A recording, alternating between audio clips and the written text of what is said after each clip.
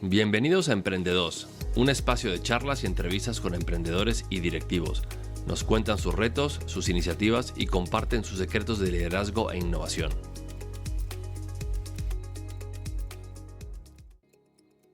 Bienvenido a Emprendedos. Soy Germán Coppola y hoy es un placer poder compartir con todos vosotros este podcast sobre el mundo de los emprendedores. Y hoy presentamos el episodio 9 y tengo el placer de tener conmigo a Hernán Santolaya. Hernán lleva más de 32 años de experiencia en el mundo de la banca, especializado en mercados y en el área de la renta fija. Ha trabajado para grandes corporaciones como PricewaterhouseCoopers, S&P y Santander. Ha ejercido en 3 países, Argentina, España y Reino Unido, y actualmente lidera un equipo de más de 60 profesionales especializados en trading, sales, syndicate y research, que están distribuidos entre Londres, Madrid y Nueva York. Hoy le quiero agradecer su participación en este podcast de Emprendedos para contarnos sus batallas, sus retos y cómo afronta el cambio que estamos viviendo. Hernán, bienvenido a Emprendedos y muchas gracias por estar aquí. Gracias, Germán. Buenos días. Es un placer estar contigo aquí. Hernán, y bueno, para lo que me digas. Hernán, ¿cómo podrías definir la situación actual que estamos viviendo, no solo en España, sino en el mundo entero desde el punto de vista de mercados? Muy bien, pues mira, es una situación completa y absolutamente atípica. Llevo trabajando desde el año 87, ligado al mundo financiero, y he vivido muchas crisis. El default de Argentina, la crisis de Rusia, el efecto tequila, a la crisis más reciente del 2009 con la caída de Lehman Brothers y Bear Stearns. Y todas esas crisis tienen un denominador común, que es crisis en los mercados financieros que luego se trasladan a una recesión en el tiempo, en la industria real, en la economía real. Pero creo que es un mecanismo de crisis y recuperación que con diferentes matices estamos acostumbrados a vivir. Lo que tiene esta crisis de particular es que afecta a la salud de la gente, afecta a la capacidad de trabajar de la gente y afecta obviamente el riesgo de crédito de las empresas corporativas, medianas y de los profesionales independientes, ¿no? Básicamente esa es la gran diferencia. La gran diferencia es que gente que está acostumbrada a trabajar en el mundo de los números, en el mundo de las proyecciones, en el mundo de las estadísticas financieras y económicas, se tiene que poner a estudiar ahora un fenómeno que desconoce profundamente, que es una pandemia. Entonces, hoy por hoy, ¿en dónde estamos? Pues en algunos países en un momento de estabilización y salida, en otros como UK en momento de crecimiento, Estados Unidos todavía no se entiende, Latinoamérica empezando, aunque Brasil ya bastante fuerte en número de contagios. Entonces todavía estamos en un momento donde el gran signo de pregunta es cuánto tiempo va a durar esta crisis y cómo nos va a afectar al mundo real. Tenemos reguladores, bancos centrales y gobiernos diciendo que van a hacer todo lo posible para dar financiamiento y apoyo a las empresas, pero hay una realidad muy, muy clara, que es que dinero para rescatar a todo el mundo no hay. Entonces, se habla mucho en Inglaterra, por ejemplo, o en Estados Unidos, de los National Champions, ¿no? Entonces, pues Boris Johnson, para no poner un ejemplo de España, pero por ejemplo Inglaterra, Boris Johnson va a decir, vale, voy a salvar a British Airways porque es un National Champion en nuestra compañía aérea. Pero en UK tenemos EasyJet, en Irlanda tenemos Ryanair. Son esos National Champions. Una familia que el padre es piloto y la madre es azafata de British Airways tiene más derecho a sobrevivir que una familia que trabaja en EasyJet. Entonces, el límite de ese apoyo, porque apoyo para todos seguramente no va a haber, es muy difuso y genera un brutal moral hazard para los gobernantes. Moral hazard quiere decir básicamente el riesgo de tomar una decisión impropia es muy alto, porque donde cortar ese apoyo es es verdaderamente difícil. Entonces, hago toda esta introducción para volver al mundo de la banca y de las finanzas en el que yo me muevo. Es decir, hoy por hoy los mercados han sufrido muchísimo. La segunda y tercera semana de marzo son la caída de mercados más rápida y más furibunda que yo recuerdo en mis 30 años de experiencia. Mercados cayendo 20-30% en 5 días o en 10 días, que es lo mismo que cayeron en el 2009, pero tardaron en caer eso igual 5-7 meses. Entonces, la verdad que el foco en la parte de mercados financieros estuvo puesto en pasar esas semanas. La mayoría de los bancos, desde nuestras áreas de mercado lo hemos pasado bien, no ha sido un golpe grande para la industria.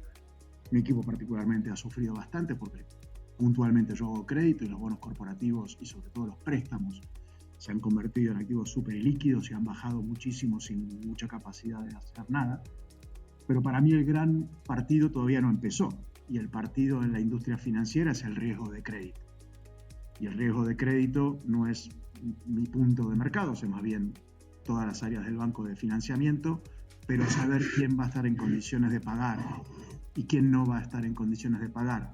Desde un simple profesional independiente, que si trabaja como dentista, igual ha dejado de facturar 2 meses, 3 meses, empieza a tener citas en 3 semanas y en septiembre o en octubre ya está de vuelta up and running, y si tenía suficientes ahorros, pues puede subsistir, versus un señor que tenía un bar y que por ahí tenía sus expectativas puestas en el verano. El verano la gente va a ir menos de vacaciones, va a ir menos al bar, igual no va a poder pagar.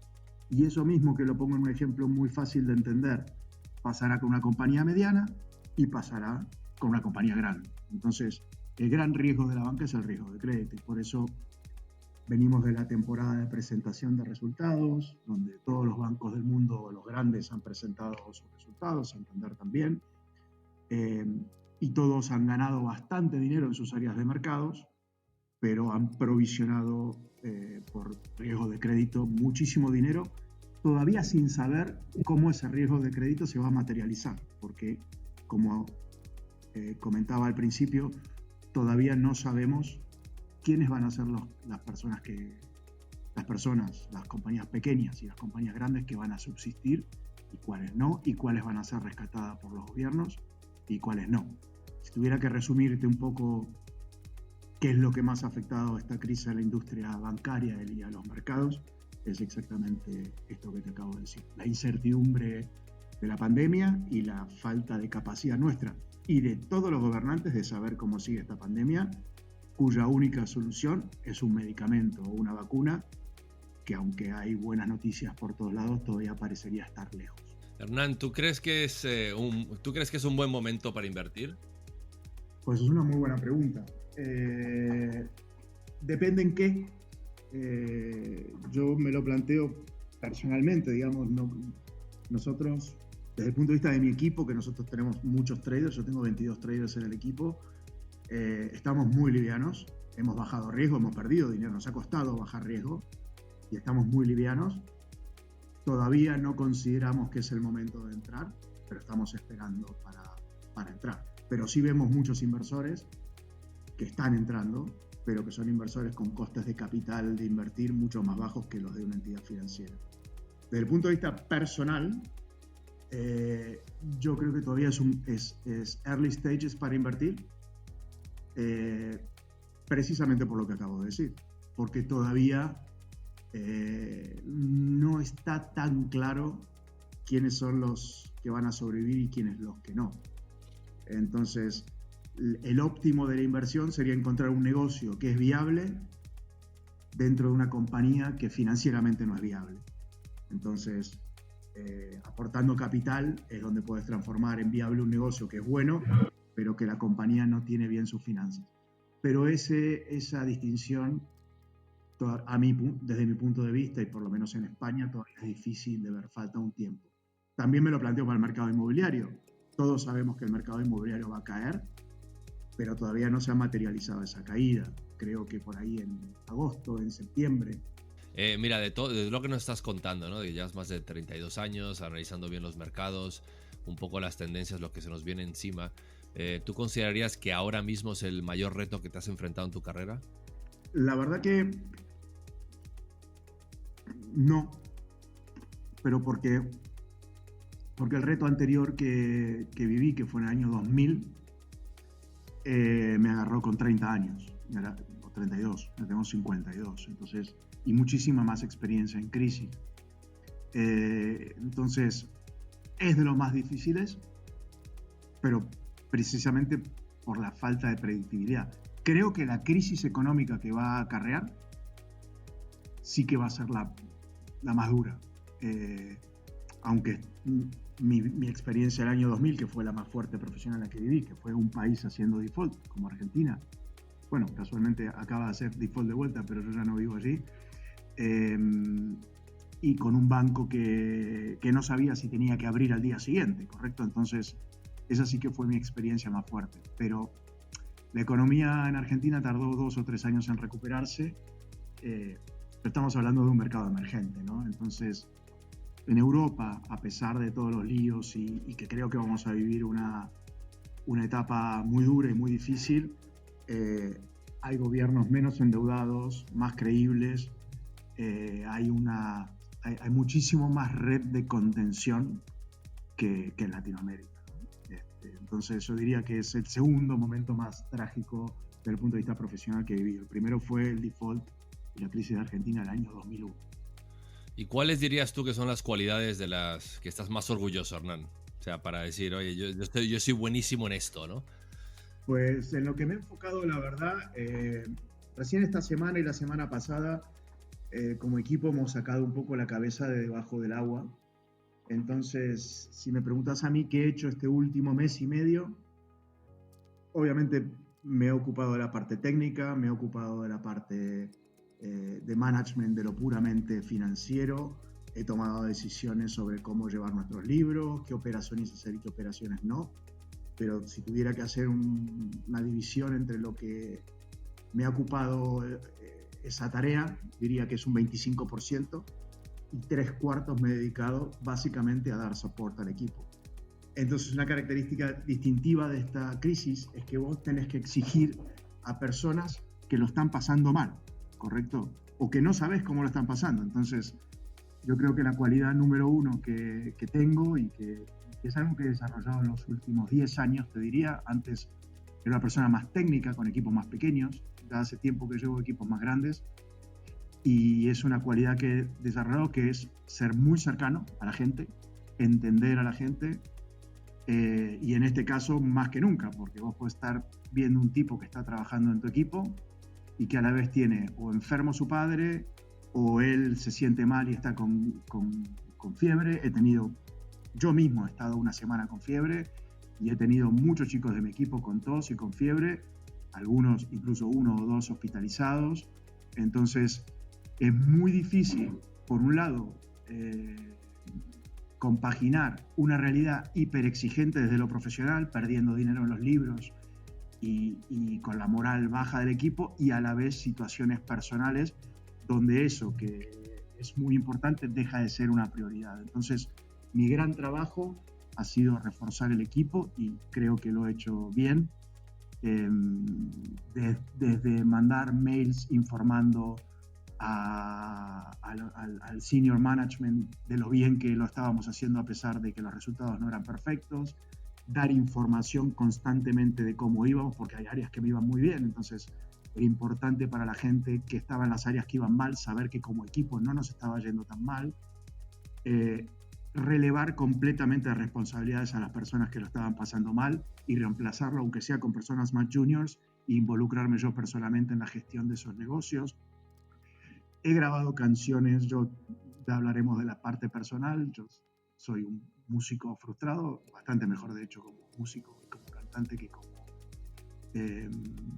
manejador de equipos y especialista en finanzas, aunque Germán, que me ha escuchado, igual piense lo contrario. Y entonces he grabado canciones diciendo, una que he grabado que está muy buena, que en marzo no fue muy mal, entonces es una versión que se llama Don't Look March in Anger. Entonces, realmente he hecho ese tipo de cosas, muchísimas, y creo que hoy que estamos sacando la cabeza del agua, la gente está con la moral súper alta y con ganas y muchísimo compromiso, precisamente porque que hemos estado cerca yo y mis reportes directos. Al final yo tengo 5 reportes directos a los que a su vez las 60 personas de mi equipo reportan. Entonces, y algunos tienen cualidades como las mías y otros definitivamente no, son muy técnicos. Entonces he bajado 1 y 2 niveles si fuera necesario para apoyar a gente que lo estaba pasando mal. Así que si tuviera que destacar algo es eso, pero la verdad que esa cercanía que aproveché ahora no se ha construido ahora, se ha construido a lo largo del tiempo. Yo hago reuniones en mi casa y cocino para mis equipos. Realmente recomiendo a cualquier manager estar cerca de su gente, no poner distancia y a la vez, claramente, que eso no influya en la capacidad de decir las cosas como son, porque muchas veces he tenido jefes que han sido muy cercanos a mí y eso les ha impedido decirme las cosas con claridad.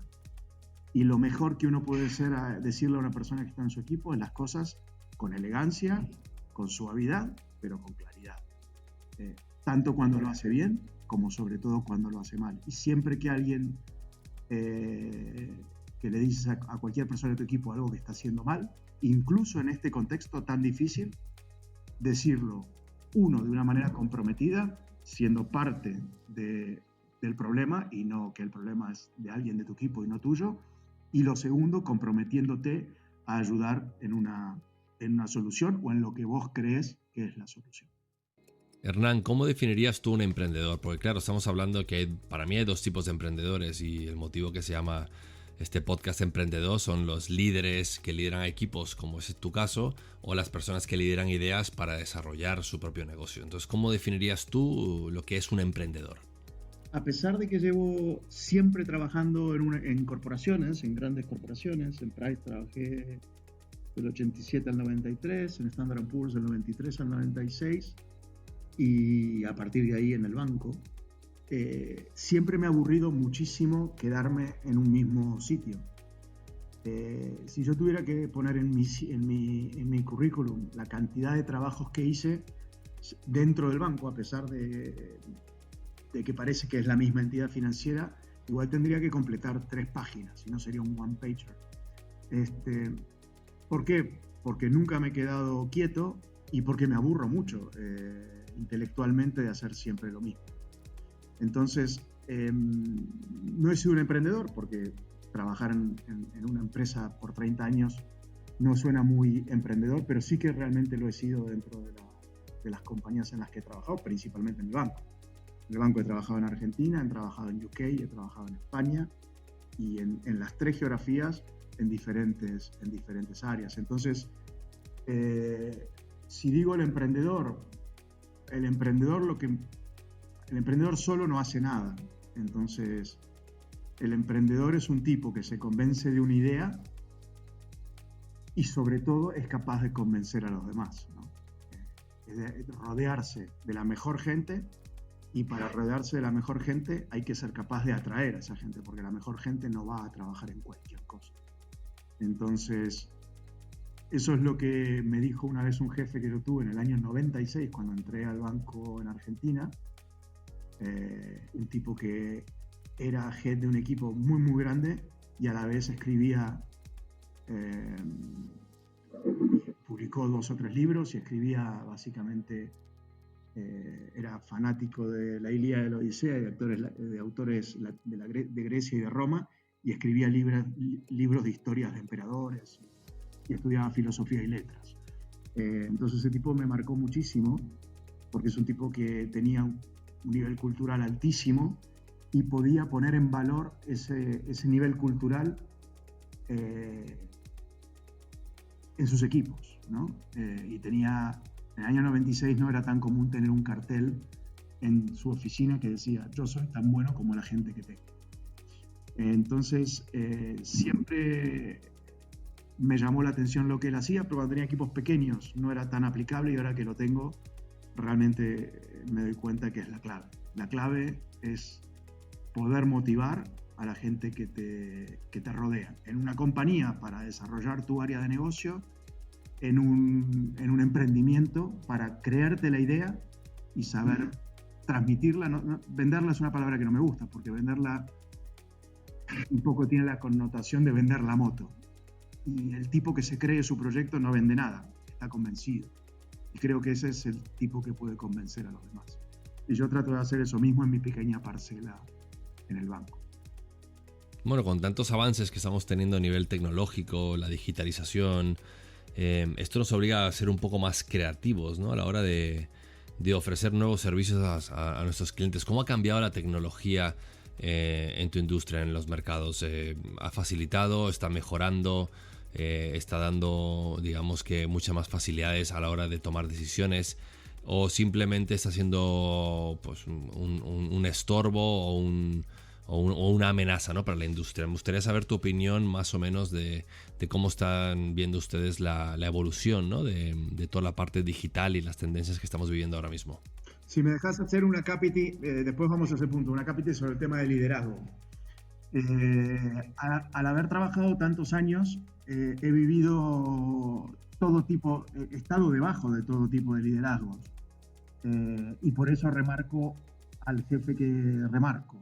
Y el liderazgo para mí es algo a lo que le presto muchísima atención y que lo considero parte de mi trabajo, una parte sustancial de mi trabajo. Yo tengo incapacidad de influir técnicamente, o tengo poca capacidad ya a esta altura de influir técnicamente en las decisiones que se toman en mi equipo. Influyo en las que me llegan, que se van escalando de unas personas a las otras, pero hay un montón que no me llegan. Entonces, pero mi capacidad de influir en la motivación de la gente la entiendo desde la exigencia basada en la cercanía y en el compromiso con lo que vos estás exigiendo. Creo que de algo he hablado de eso. Pero el liderazgo antiguo, llamémoslo así, no sé cuál es el nuevo, yo ya tengo 53 años y seguramente habrá otros tipos de liderazgos de gente joven. Yo me siento muy joven y me rodeo de gente muy joven, pero habrá otros tipos de liderazgos que a mí, por un tema generacional, me costará entender, por ahí de gente de 20 años, pero hasta 30 años puedo decir que me siento muy cómodo con ese grupo de gente y entiendo el liderazgo desde ahí, el liderazgo desde el mando y obligo con el que yo en el 87, aunque uno podría pensar que está acabado, no lo está, todavía hay mucha gente que está. El segundo liderazgo que realmente lo veo súper negativo para la gente es el liderazgo de la desconfianza, desde el sentimiento de que las personas que están debajo tuyo lo único que quieren es quitarte el trabajo. Eso sigue siendo muy actual. En España es todavía muchísimo más marcado que, por ejemplo, en Inglaterra o incluso en Argentina, por lo que yo he vivido y he trabajado muchos años en las tres geografías. Y eso solo genera desconfianza, porque si vos sentís que la persona que es tu jefe cree que lo que vos haces, cuanto mejor sea, en más riesgo lo pone, es simplemente un aliciente para no dar lo mejor de vos, porque si das lo mejor de vos y haces algo bueno, no sabés si te juega a favor o te juega en contra, ¿no? Entonces, mi liderazgo es exactamente lo contrario. Yo me siento contento cuando saco lo mejor de las personas que tengo debajo mío. Y muchísimas veces esas personas me han reemplazado. Cada vez que me he ido de un sitio, he logrado que personas que están debajo mío me reemplacen. Y eso es una de mis mayores satisfacciones. Y precisamente ese miedo que mucha gente, en mi forma de ver, mediocre tiene, cada vez que me he ido de un sitio es porque me ha ido a un sitio mejor, o un movimiento lateral a un sitio que me interesaba más. Y nunca la gran performance de gente de mi equipo me ha jugado en contra, todo lo contrario, siempre me ha jugado a favor. Así que es un poco lo que quería decir sobre el liderazgo. Y volvamos al tema de tecnología, que me acuerdo la pregunta. Oh, excelente pausa sobre el liderazgo y lo que eso conlleva para las empresas y para nosotros, ¿no? El aprender un poco cómo tener que llevar equipos, ¿no? Es muy diferente ser un jefe, es muy diferente ser un líder, ¿no? Hay gente que lidera, que es capaz de sacar lo mejor de otras personas, y después hay muchísimas personas que hacen todo lo contrario, que son mandones, ¿no? Que son jefes mandones, que en el fondo lo único que va a hacer es crear fricciones o crear barreras dentro de los equipos que no nos permita a nosotros desarrollarnos con la tranquilidad o con la claridad que quisiéramos, porque realmente tenemos un jefe que no nos gusta. Entonces está clarísimo que ser un líder y el liderazgo y aprender y desarrollar a otras personas, sacar lo máximo que tengan, es crítico. Y bueno, me alegro que lo hayas comentado, porque creo que es algo que tenemos que tener todos en mente a la hora de ejecutar nuestro día a día. Y te digo, Germán, para ser honesto intelectualmente, que es algo que hoy es muy importante para mí, pero que hace 15 años no lo era tanto. Es decir, lo considero una gran evolución mía como manager, y creo también que la tranquilidad que te da llevar tantos años y entender también el business y sentirte respetado por tus pares y por tus jefes, y la tranquilidad que da haber hecho una carrera profesional buena y estar también personalmente tranquilo. No voy a negar que también ayuda, digamos, porque relaja el tema de la necesidad, llamémoslo económica, pero hace 10 o 15 años muchos de estos males que yo describo, yo también los tenía. Y me iba peor, la verdad.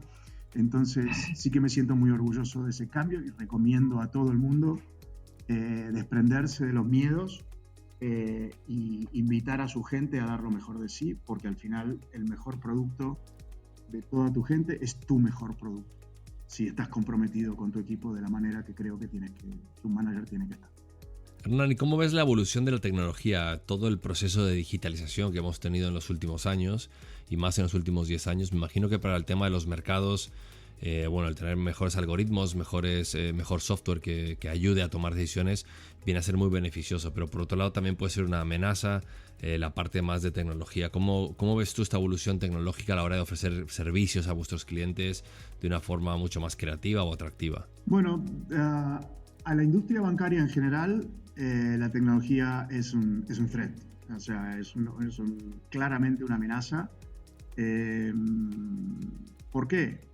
Porque puesto en términos muy simples, las instituciones bancarias grandes llevan años y años invirtiendo en una tecnología que hoy es un corset de plomo, digamos, ¿no? Entonces es una tecnología antigua, muy cara de mantener, y de la que no podés prescindir. Entonces, la única forma en la cual los bancos podemos hacer el catch-up tecnológico, y lo estamos haciendo, y lo están haciendo, porque yo en la parte de retail no estoy ni nunca he estado, es,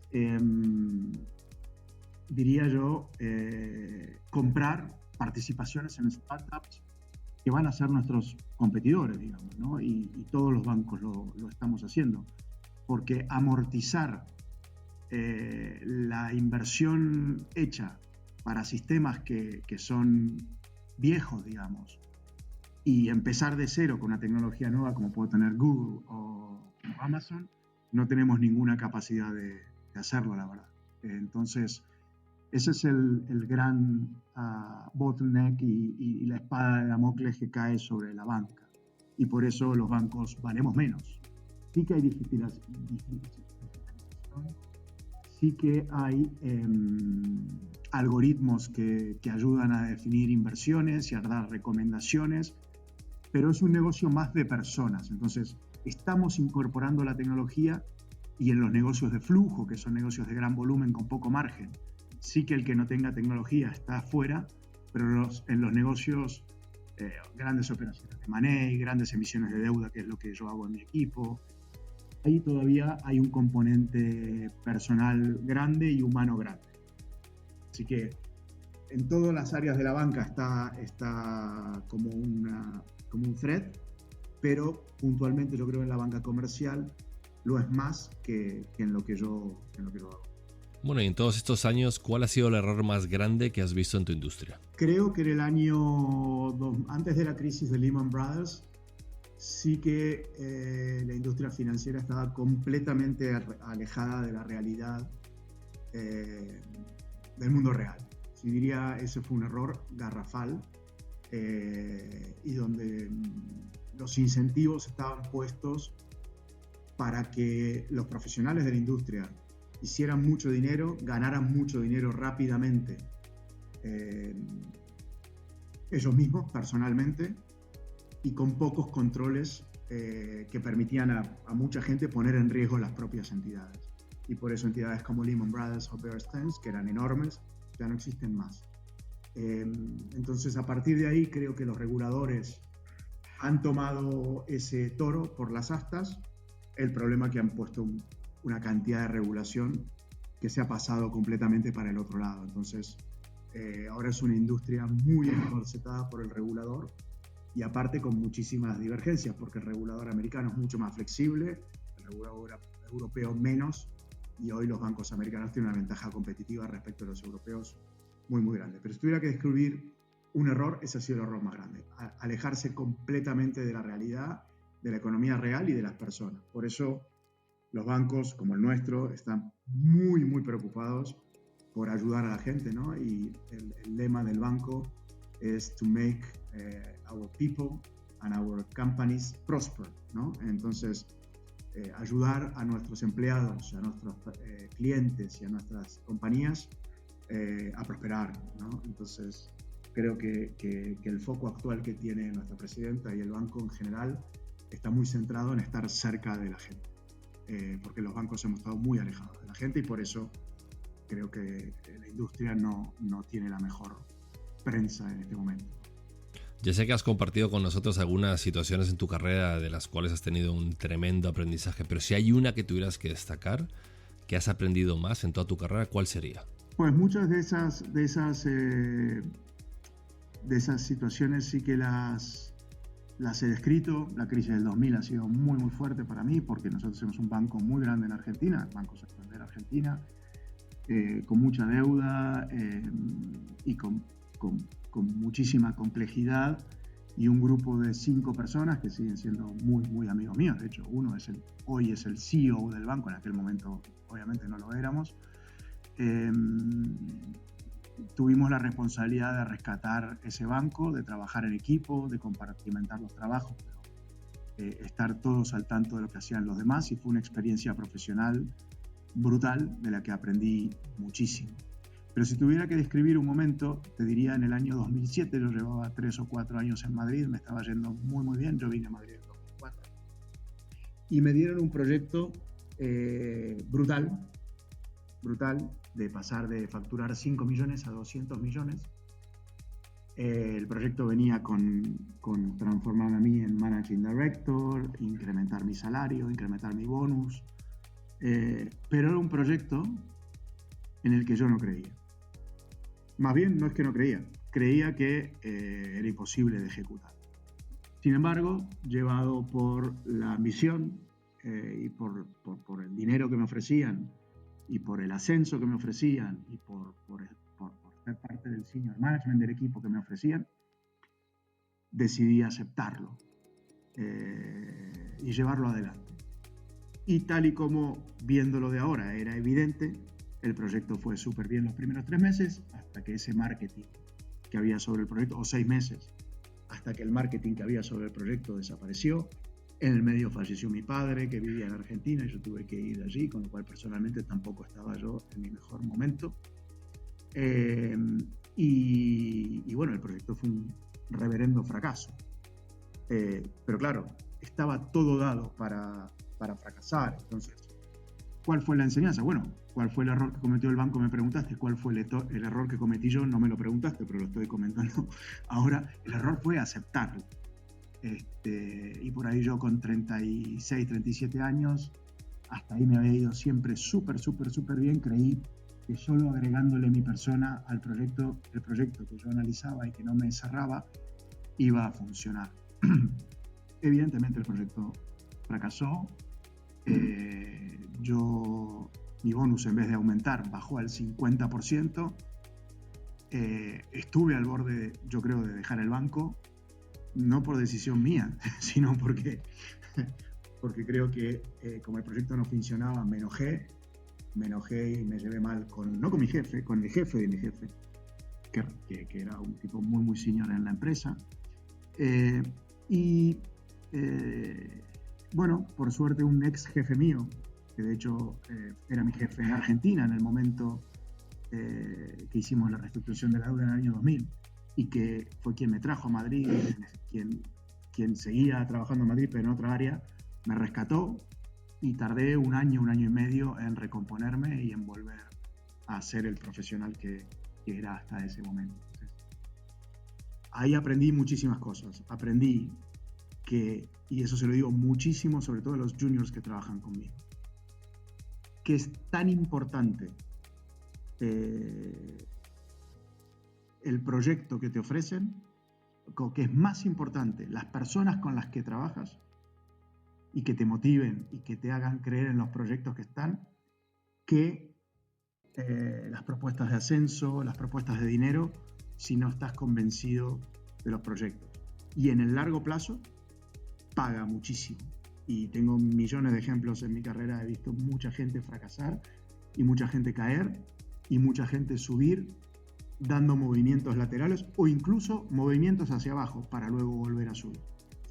Y eso es algo que yo a los 37 años no lo veía y ahora lo veo clarísimo. Por eso cuando tengo alguna persona que le digo, mira, hoy te necesito en esto, que no es lo más charming que tenemos, pero necesito que... Y la persona que toma esos desafíos, que no son los más charming, con actitud y con ganas, luego pega saltos digitales mucho más grandes que los que aceptan proyectos, solo porque eso implica más estatus, participar de executive committees a más alto nivel, pero que luego fracasan, ¿no?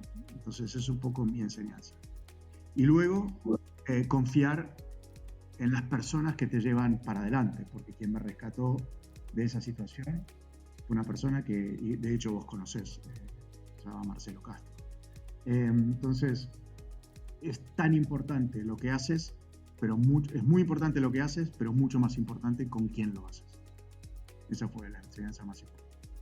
Al final emprender es tan complicado que el mismo liderazgo, ¿no? Entonces, ¿qué le podrías decir tú a un emprendedor o a un responsable de área, un manager de una empresa en estos momentos que estamos viviendo? ¿Cómo afrontas la situación? ¿Cómo tienes el coraje o la pasión, la innovación y la creatividad para salir adelante? Que en estos momentos, tú que llevas un equipo grande de más de 60 personas, ¿qué les dirías? Sí, básicamente que se enfoque en las personas, que las personas que lo están pasando mal los releve completamente de cualquier responsabilidad, y que si ellos, una vez relevados de esa responsabilidad, quieren seguir tomando responsabilidades, fenomenal. Pero el primer mensaje es: ocúpate de curarte, ocúpate de estar con tu tío, ocúpate de estar con tus hijos. Y lo segundo es estar muy cerca de la gente. Si hay cosas que salen mal, ser claro, pero cuando uno es claro respecto de las cosas que salen mal, lo que tiene que hacer es comprometerse con la solución. Salvo una situación extrema donde creas que alguien ha hecho mal porque realmente es una persona que no quieres tener en tu equipo. Pero eso no es algo que se descubre bajo estrés. Eso es algo que cualquier manager sabe. A veces uno se engaña a sí mismo. Cualquier manager sabe qué personas de su equipo quiere tener y qué personas no.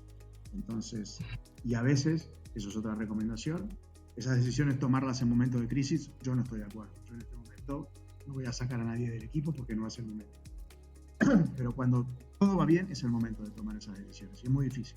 Oye, excelente, Hernán. La verdad que ahora quiero pasar a una sección que a mí me encanta, que se llama ¿Quién es quién? Y esta es una sección donde te haré preguntas cortas para que nos cuentes algo más sobre ti. Y me gustaría que nos contaras un poquito más sobre el Hernán más personal, no tanto profesional. Sé que eres un amante del rock clásico, que te encanta tocar la guitarra y prácticamente cualquier otro instrumento que te tiren encima. Creo que te encanta hacer música, es una pasión que tienes. Dices que eres un músico frustrado. Bueno, yo creo que has sacado la música y la has llevado, digamos, en tu vida a formar parte a formar una gran parte de ella. Entonces, Cuéntanos un poco más sobre esta pasión que tienes con la música. Pues sí, desde muy joven, la verdad. Desde mi banda en el colegio en Argentina, en la Escuela Superior de Comercio Carlos Pellegrini, a la que le tengo muchísimo cariño, con 2 amigos mellizos. Uno tocaba la batería y otro el bajo, Miguel y Tomás. Llevo muchos años tocando. He interrumpido por un periodo muy largo de tiempo, de 15 años, esa conexión no con la música, con la que seguí muchísimo muy conectado, pero sí con mi playing, digamos. Y precisamente en el momento aciago de mi carrera, donde me enfocaba más en lo profesional y en ser exitoso que en las cosas que me gustan. Y he retomado ya hace 10, 12 años la música. La música me ha acompañado siempre y he hecho muchísimas cosas de música con mis equipos. Uno de mis sueños, obviamente me gusta el rock inglés porque son las bandas con las que yo me crié, The Police, U2, The Cure, aparte de los Beatles y los Rolling Stones y Led Zeppelin y The Who, que soy un fan enfermo. He tenido la suerte de tocar en pubs en Londres, en pubs donde han tocado bandas de las que son mis favoritas, y siempre lo he hecho con mis equipos. 1 o 2 veces al año, o la fiesta de fin de año siempre era cerrar un pub, y acá en Madrid también lo he hecho, obviamente, y que venga todo el equipo y beber y reírnos y cantar. Y de hecho he forzado muchas veces a todos los miembros de mi equipo a cantar. Hacemos algo que en Inglaterra se llama Rocky-Oki, que es como un karaoke pero en vivo, y tocamos y cantamos todos, y eso genera un bonding brutal con los equipos, pero brutal. Es una excelente forma de hacer team building con todo tu equipo. Bueno, me voy a meter en las preguntas. ¿Qué te parece? Te hago preguntas cortas. Vamos. Creo que la primera pregunta ya la has contestado. Tu estilo musical es el rock clásico. ¿Y tu libro? Mi libro favorito es Leviatán, de Paul Auster. ¿Cuáles son tus hobbies favoritos? Bueno, música y cycling, te diría hoy. He jugado al squash, al rugby, al fútbol, a todo, pero hoy me queda el cycling porque ya soy mayor. ¿Tu serie favorita? No soy muy de series, entonces no te podría decir cuál es mi serie favorita. ¿Y tu peli favorita cuál es? Pues 1.000.000. Si te tengo que decir Spot, Pulp Fiction. ¿Cuál es tu mejor viaje? Maldivas con mis hijos en el año 2016. ¿Cuál es tu color favorito? El rojo, Independiente de Avellaneda, Atlético de Madrid. ¿Cuál es tu comida favorita? Toda. Toda. Toda la buena. Pero si te tengo que decir, en cada país donde estuve, pues en Argentina el asado, en Inglaterra la comida india, que me vuelve loco, y en España todo. Si pudieras elegir un superpoder, ¿cuál sería? Mi superpoder, pues tocar mejor la guitarra. ¿Tienes algunas manías? Trato de luchar contra ellas, pero todavía me quedan bastantes resabios de un cierto perfeccionismo. ¿Cuál es tu deporte favorito? Muchísimos. Te diría por valores y por lo que transmite y por lo que representa como equipo, el rugby. ¿Playa o montaña? Depende de con quién, las dos. ¿Cuál es tu mes favorito? El que me siento mejor. ¿Cuál es tu animal favorito? Fito, mi perro. ¿Verano o invierno? Verano. Una ciudad. Voy a elegir 3, las 3 en las que viví. Buenos Aires, Londres y Madrid, en el orden que quieran. Una frase. Más vale tarde que nunca. Y por último, ¿qué has aprendido en esta cuarentena? En esta cuarentena, pues muy poco, Germán. Como muy poco. Pero a ser paciente. He trabajado mucho. Bueno, sí que he aprendido que se puede trabajar muchísimo más de casa de lo que la gente cree y que estar cumpliendo... Bueno, yo nunca he sido de cumplir horas en el banco y nunca le he exigido a nadie de mi equipo cumplir horas, siempre le he exigido resultados. Pero de que se puede trabajar muchísimo más de casa de lo que hacía. Bueno, Hernán, te quiero agradecer enormemente el haber participado en este podcast, en esta iniciativa. A mí personalmente me ha encantado la parte del liderazgo cuando nos has comentado ese paréntesis, ¿no? De cómo ser un buen líder, todos tus años de experiencia, todo lo que has vivido, los retos, todas las innovaciones que has tenido que ir haciendo y también, bueno, las decisiones equivocadas que a veces tomamos para ir aprendiendo, ¿no? Te agradezco muchísimo la sabiduría, el haber compartido con todos nosotros toda esta grandísima incertidumbre, ¿no? Que estamos viviendo y bueno, creo que has explicado muy bien al inicio cuál va a ser el factor diferencial a la hora de tomar decisiones de inversión, de mercados y también tener en cuenta que, bueno, que cuando esto acabe pues podemos tener una crisis y tenemos que estar preparados y mentalizados para salir adelante. Así que bueno, nuevamente te quiero agradecer muchísimo, te mando un fuerte abrazo y espero, bueno, que todo salga adelante cuanto antes. Bueno, sí, gracias a vos, Germán, por dejarme participar y comentar como resumen que a una industria que luce tan aburrida como la mía, se puede ser creativo, se puede ser divertido, se puede ser buen líder y aplicar las técnicas de liderazgo más modernas. ¿Por qué? Porque funcionan, básicamente. Bueno, Hernán, muchísimas gracias. Un abrazo grande. Abrazo, hasta luego, Germán. Adiós. Quiero agradecer nuevamente a Hernán por todo el conocimiento y toda la trayectoria que tiene en el mundo de los mercados y bueno, la parte de liderazgo que nos ha transmitido y la parte de llevar equipos. Yo creo que es bastante interesante que lo podamos interiorizar y pensar en qué podemos mejorar, ¿no? Para tener una relación mucho más cercana con nuestros empleados, con nuestros trabajadores, con las personas con las que compartimos el día a día. ¿Qué podemos hacer realmente para acercar lo que es la cultura de la empresa, para ser un equipo de verdad, para no señalarnos ni trabajar de jefe mandón, ¿no? Sino más bien como una persona que está integrada e interesada en que el bienestar global de la empresa nos dé los resultados que estamos buscando todos en conjunto. Yo creo que es un aprendizaje muy interesante. Nuevamente, Hernán, muchísimas gracias. Ha sido un placer tenerte aquí en este episodio el día de hoy. Y bueno, nos vemos en el episodio número 10. Muchas gracias.